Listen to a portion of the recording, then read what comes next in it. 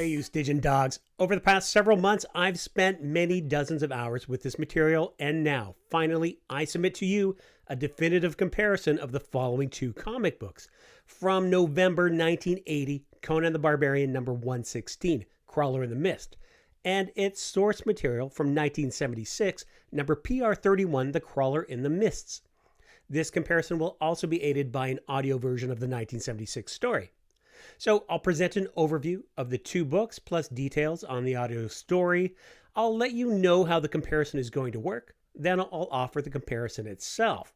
After the comparison, a detailed summary and analysis, and then I'll close out with some acknowledgments and comments. Let's get started. Number PR31, The Crawler in the Mists, was released by Power Records in 1976 as a read-along book and 45 RPM record set. It's the sort of thing where you would read along to the audio on the accompanying record as it narrated the story, and then a chime would tone when it's time to turn the page. Now, as a note, the audio on the 45 is the same as that of the fourth story on this Conan LP, Power Records 8180. Also released in 1976, except that with the 45, there's the insertion of the chimes and the need to flip the single. Ultimately, the LP, PR 8180, provides a cleaner storytelling experience. The comic book that accompanied the record was written by Len Wein. It comes in at 20 pages, including a splash page, with interior art from John Buscema and Neal Adams.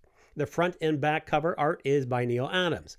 Now, what's neat about The Crawler in the Mists from 1976 is that in 1980, it was republished as Crawler in the Mist for issue number 116 of the monthly Conan the Barbarian series from Marvel Comics.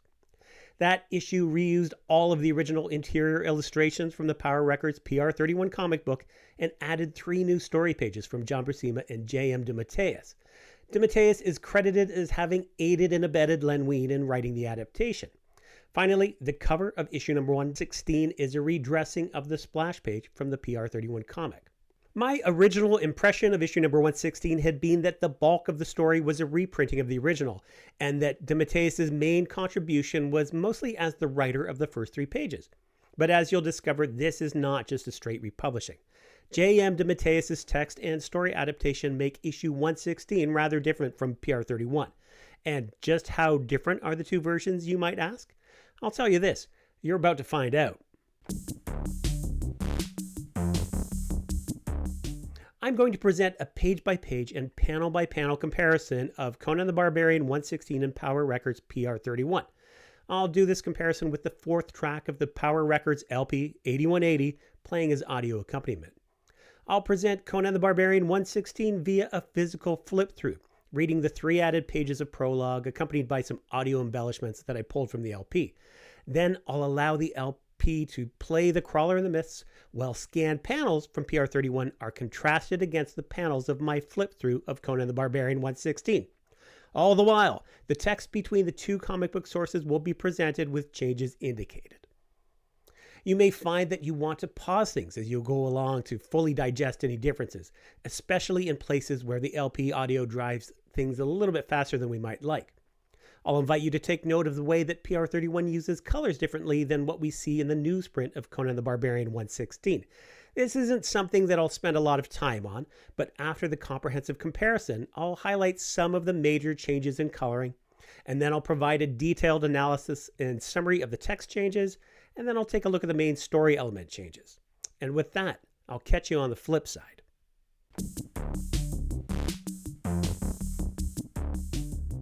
Know, O Prince, that between the years when the oceans drank Atlantis, and the gleaming cities and the rise of the sons of Arias, there was an age undreamed of, when shining kingdoms lay spread across the world like blue mantles beneath the stars. Hither came Conan the Cimmerian, black-haired, sullen-eyed, sword in hand, to tread the jeweled thrones of the earth under his sandaled feet. It begins with a sibilant challenge and an undulating whinny of equine terror here in the eastern deserts of Corinthia. Crom's Devils!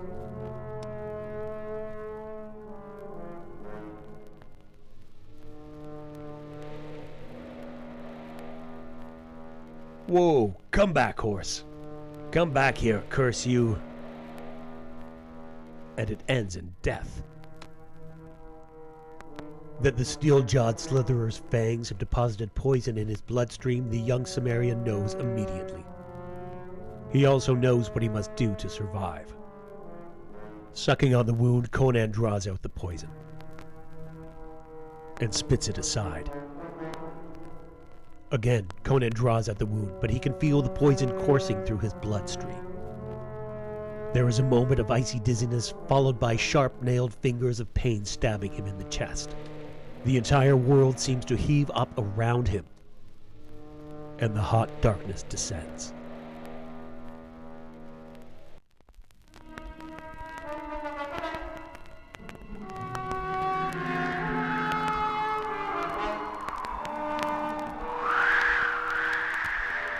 At first, the motion is not unlike the monotonous rolling of waves lapping softly against the shore. Then the constant movement becomes a ragged bumping, and a sullen-eyed barbarian struggles back to consciousness to find himself not on some great slave ship prowling the Argosian shore, but rather on a ship of the desert.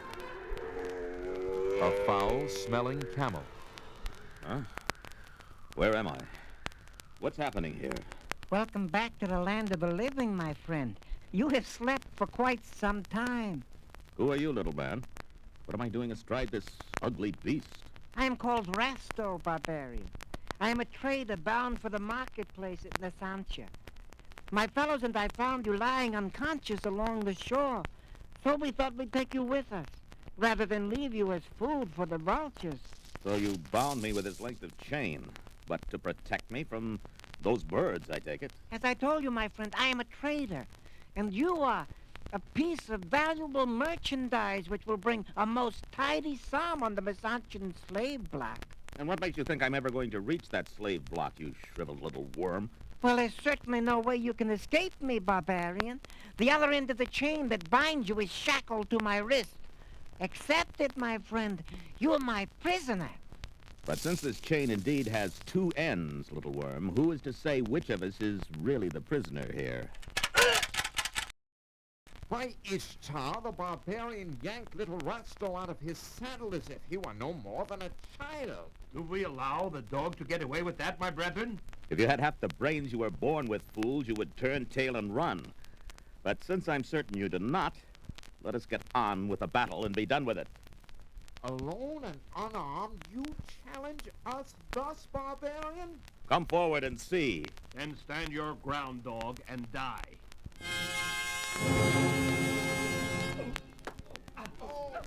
Howling like wild desert wolves, the traders charge forth, their scimitars glinting in the sunlight.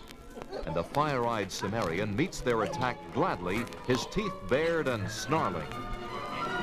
What are you doing? Put me down, Barbarian! Please, put me... Watch out, the crazy barbarian is using Rasto as a flail to... He's whirling the little one around on the end of the chain like a... Look out, camels! Enough, barbarian. Oh, yeah. You have scattered our camels, beaten us senseless. Frankly, you're more trouble than you're worth. Be gone, barbarian, and good riddance to you. Free me from this cursed shackle, little worm, and I will gladly be on my way. Certainly, Barbarian. I have the key right here in my robes. Just let me... No. What is it, little worm? The key. In the heat of battle, I seem to have lost it somewhere in the sand. Bell's bones. It figures. Well, little worm, if I want to leave here, it seems I'll have to remove your scrawny wrist to remove your shackle. Remove my wrist? Or take you with me until I can find someone to free us from these cursed chains. My wrist? Oh, don't worry, little worm. I'll leave your precious wrist. What good, after all, is a one-handed trader? Such as you needs both hands free to pick your customer's purse. Now, come. Climb up in the saddle behind me and let us be gone. Climb in the saddle behind you? Would you rather I dragged you along behind me? You can move swiftly for one so small and twisted, little worm. Given such a choice, wouldn't you, Barbarian? Wouldn't you? Get on, you ugly beast. Get on.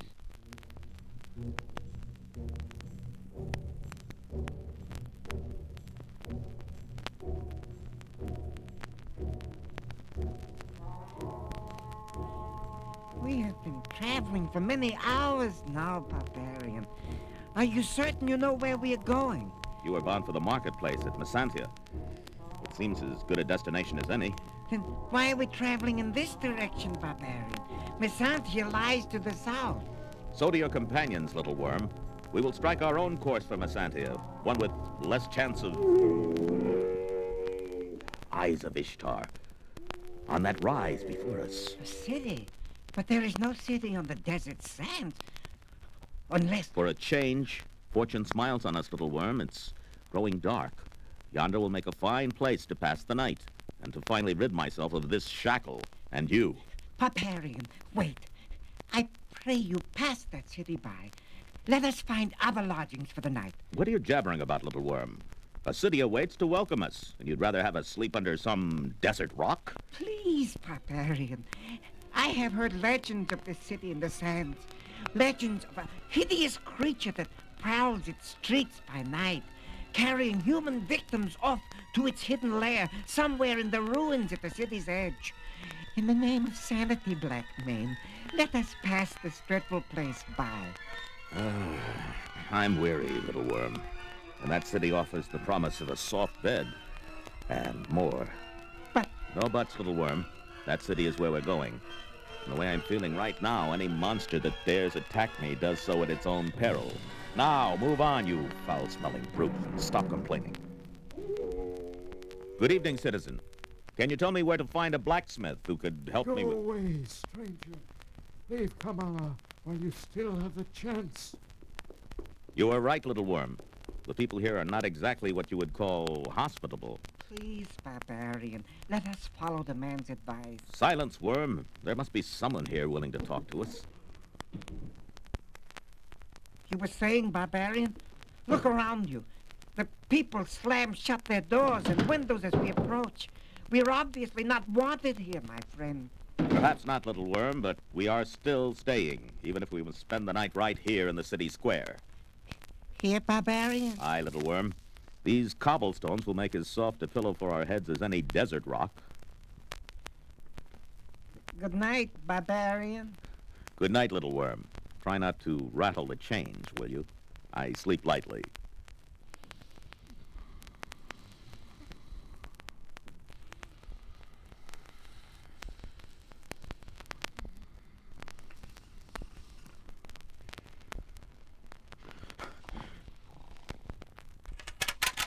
Barbarian! Help me! What? Eyes of Ishtar! Some great misshapen slug has grabbed hold of the little worm, dragging me along by the chain on my wrist. Got to pull free before... Aye, Erlich. The creature snapped the chain as if it were only twine. I've got to free the little worm while there's still...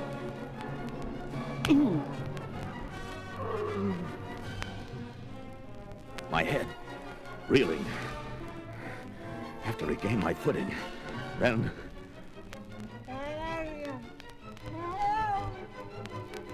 Crum. The slug thing has carried little Rasto off into the mists. I'm rid of them both then. All I need to do is mount up and ride off. There's nothing more to keep me here. Except, curse it all, but I've grown unusually fond of that twisted little man. It appears there's no other course open to me but to follow that milky white crawler into the mists and bring little Rasto back.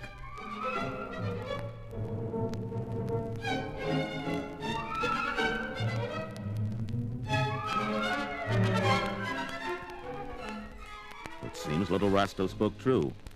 The crawler has indeed carried him to these ruins at the city's edge. Now all I have to do is find them before... There, slithering into the crumbling of that temple. It's them. But I can still reach them before they're lost in the darkness of...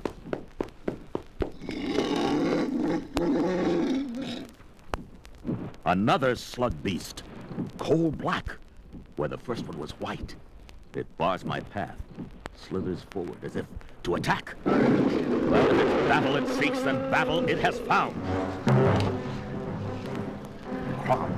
This creature's flesh is harder than Arcanian steel. My blade cannot pierce its...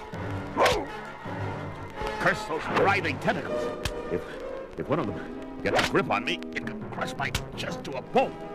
But if my sword cannot slay the beast, then what? That tall stone pillar, it's already cracked and rutted with age. And the blow that creature's tentacle just dealt it has not improved its condition. If I can manage to weaken its supports, then lure the monster into place. Yes, it just might work. By Alec, I wish I had a sturdy axe to use upon this pillar. But it seems my sword serves just as well. Fragments of the stone fall away, even as the creature draws near. The beast is almost in place. I've got to put my back into it, send this pillar toppling over on that cursed monster!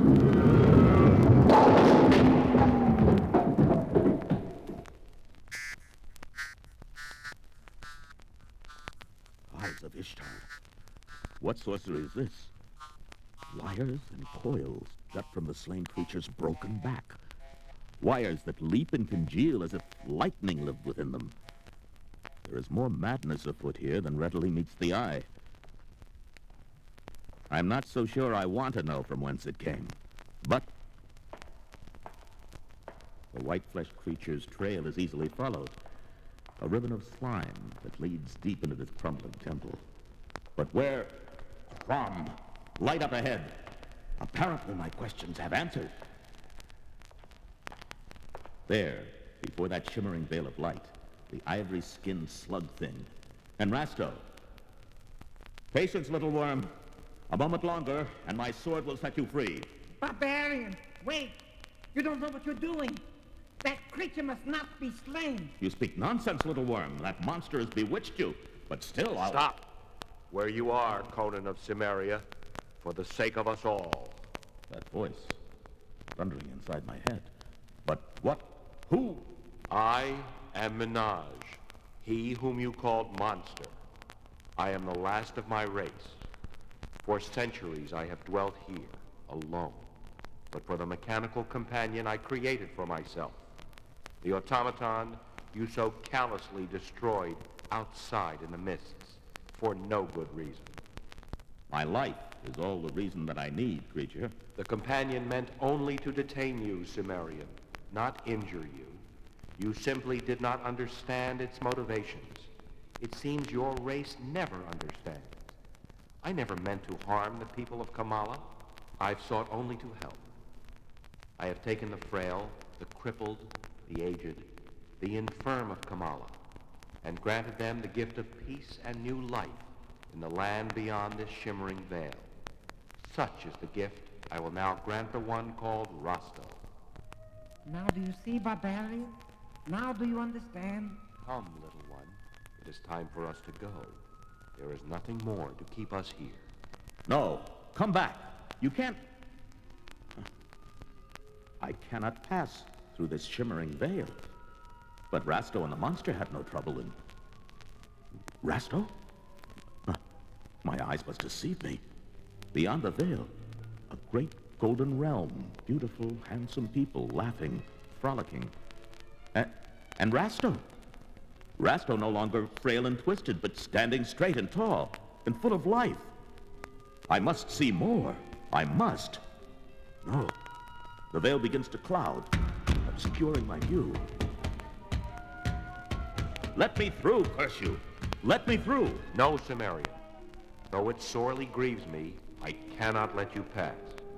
There is no place for you beyond the veil, so long as there is such fury in your heart, such violence in your soul. Forgive me, Conan, but there is no place for a sword-wielding serpent in paradise. It's gone. Rasto, the monster, the veil, all of it. Gone. Head bowed, jaw clenched, Conan of Cimmeria turns away from the ruins, striding solemnly back to his mount waiting in the village square. Without another word, the barbarian slides into the saddle and rides away, leaving the city in the desert wastes and the gates of paradise far from him.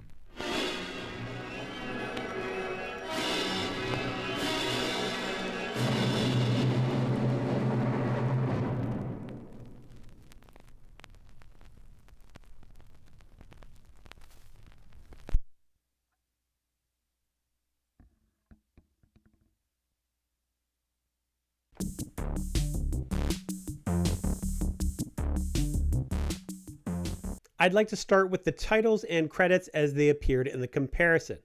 PR 31, 1976 is titled The Crawler in the Mists. Writer is Len Wein, with art by John Buscema and Neal Adams. I've seen suggestions online that Dick Giordano might have also touched Adams' work here. It could be true given their Krusty Bunkers relationship, but I can't confirm that.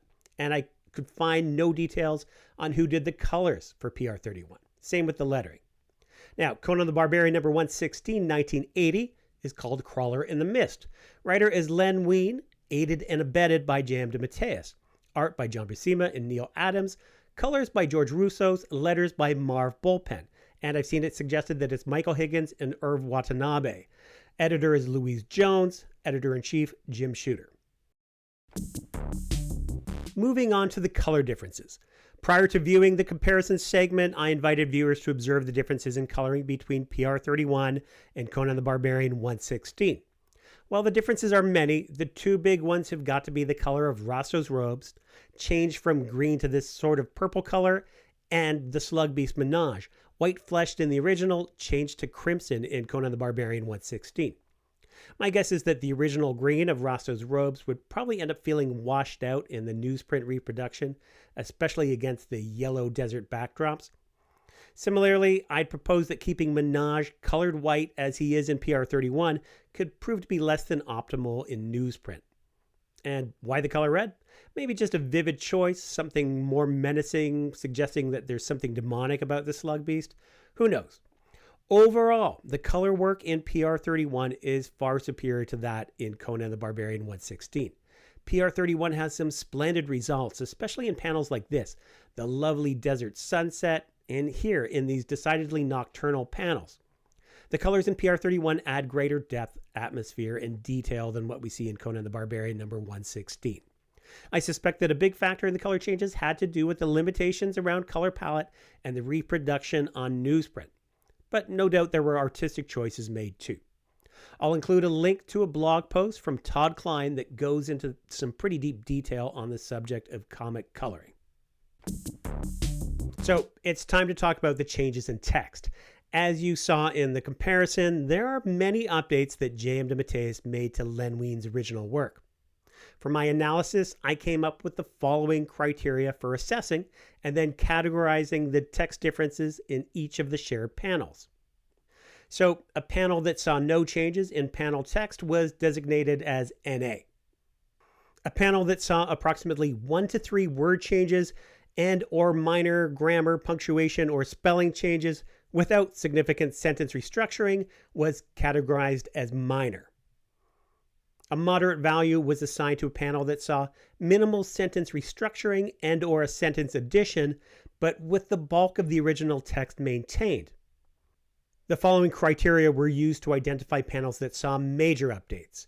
Multiple sentences restructured, added, or otherwise rewritten, resulting in panels that were significantly different than the original. Or text box bubbles that were added, modified, or removed, or a combination of both of these. With this criteria established, I proceeded with assigning a minor, moderate, major, or NA designation to each panel, resulting in a heat map that looks like this. So with that established, what are the findings? Out of a total of 112 panels, 83 or 74% saw text updated in some way.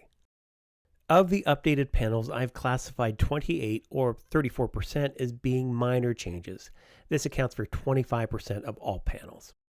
14 of the updated panels, or 17%, saw moderate changes. This is 12% of all panels. 41 of the changed panels, or 49%, saw some pretty major changes. This is 37% of all panels. And of these 41 changed panels, 9 saw major text revisions, 21 saw text box bubble changes, and 11 saw a combination of the two. Most of the panel changes serve to clean up or embellish the character dialogue or augment the story details and flow in some way. The latter is especially evident where narrative text boxes have been added to originally blank panels. That said, there are some updates, whether minor, moderate, or major, that speak directly to changes in the story elements, things like plot, location, setting, characters.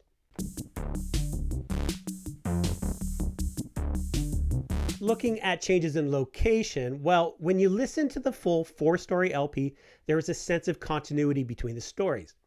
In the first story, The Jewel of the Ages, Conan is rewarded with a golden chalice. In the third story, The Thunderdust, well, in a tavern in Cordova, Conan mentions that he's recently sold a golden chalice, and this is how he's acquired his fabulous wardrobe. He eventually finds himself shanghaied and aboard a ship bound for Argos.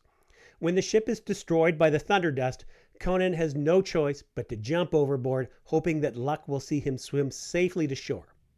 The fourth story, The Crawler and the Myths, and thus PR-31, seems to follow these events.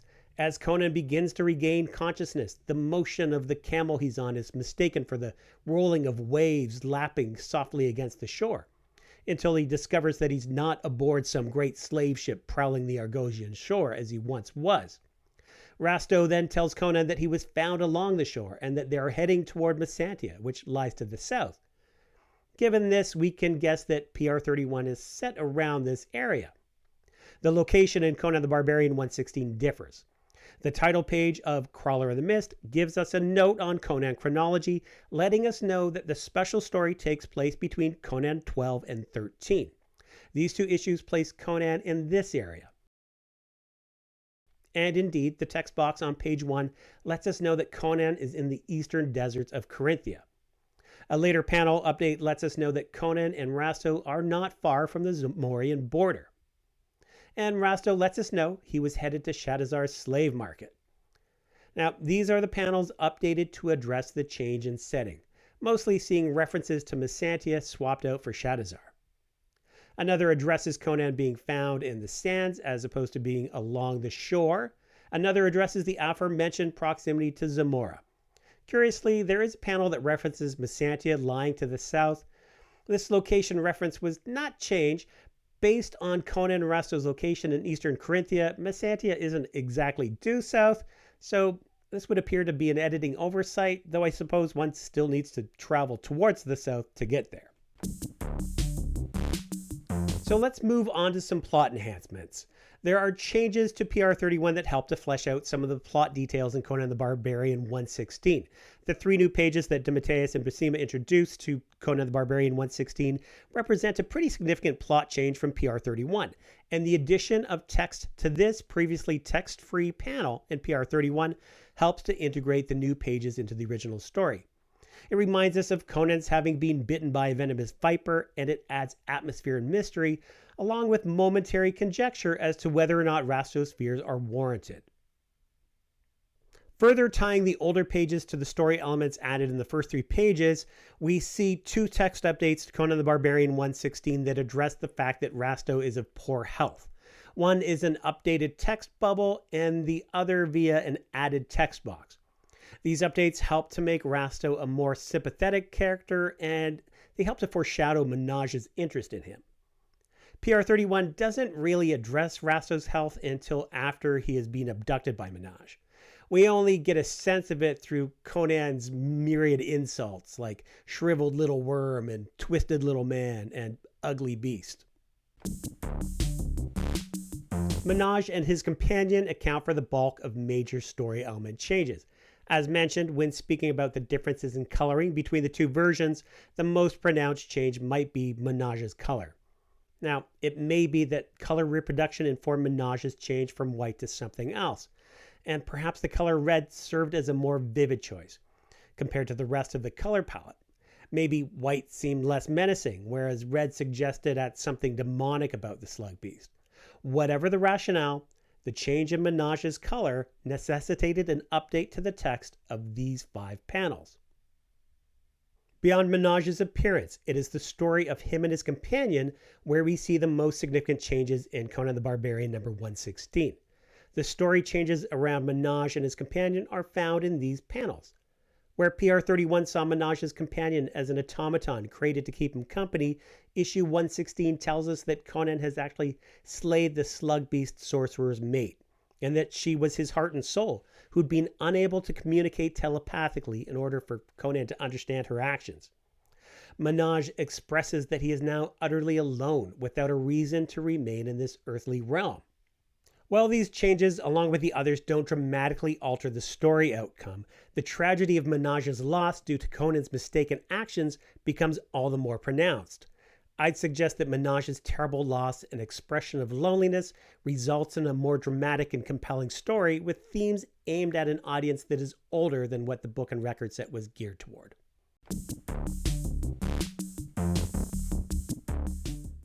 I'd like to offer a sincere thanks for checking out this video. While I do not consider myself an expert on Conan, I'm just a fan, I will at least now claim some expertise on these materials. It was an enjoyable slog that I think is worthy of postgraduate submission to the University of Samaria. I'd like to acknowledge Ian Shalgren as part of the inspiration for this project. Ian is the designer working on the Conan the Barbarian Colossal Edition. It's an awesome 190 plus page collection of gorgeous full page scans of original Conan comic art that you may recall being referenced in an earlier video of mine. I'd been contemplating doing something with the LP story in issue number 116 when by coincidence Ian happened to share some scans of the Neal Adams inks that were thought to be from issue number 116. After scrutinizing the text, we realized that these were actually originals from PR31, and from there, I got curious as to the differences between the two books. And as you now know, the differences are pretty substantial. Now, it's interesting how details on recent history get lost. Just like with the LP 8180, there are details about the Crawler and the Myths, PR31, that are unknown, at least to me. I'd seen content online that suggested that PR31, well, usually credited to John Buscema, may actually be entirely Neal Adams. Jeff Shanks and I chatted about it, and he too seemed a little surprised that it wasn't just the work of Neal Adams. But in lieu of certainty, I think it's fair to go with the consensus that attributes the art to both Buscema and Adams. So my apologies to Ian if the notion created any undue consternation. Also, I'll offer a thanks to J.M. DeMatteis for responding to a query about any recollections on his adaptation of The Crawler and the Mists. He responded by saying that it was so long ago that he remembers almost nothing, just that he took the Len Wein story and fleshed it out so that it would work in the monthly comic. Fair enough, right? Just imagine someone asking you what you did at work 48 years ago. And as a fan, I appreciated his response, and hey, I'll take this opportunity to plug my Man-Thing Thundar video in which he is referenced. If you'd like to check out a read-along video of the original 45 RPM record, I'd point you to the excellent Gary B, the Casual Comic Guy. There are other presentations available on YouTube as well. I'll post any related links in the video description, and I'd also say that this project remains open. If there are any glaring errors in the comparison, please let me know, and I'll review them and document them. After exceptionally long exposure, one's mind starts to go numb, so I may have missed something. If a substantial amount of new information arises, I'll definitely create a postscript video. And as always, thanks for watching, liking, consider subscribing, and until next time, take it easy, you Stygian Dogs.